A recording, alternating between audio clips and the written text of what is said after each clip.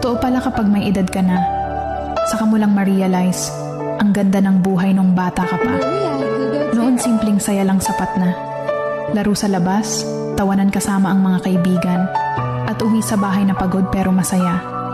Wala pang mabibigat na problema, wala pang responsibilidad na kailangang buhatin araw-araw. Ang iniisip mo lang noon kung anong laro ang susunod at kung anong oras kakakain.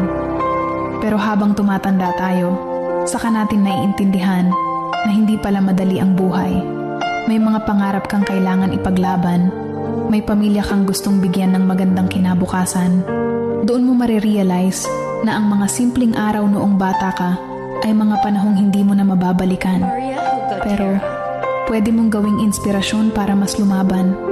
Kaya kung pagod ka man ngayon, tandaan mo lang, minsan kang naging batang puno ng pangarap at hanggang ngayon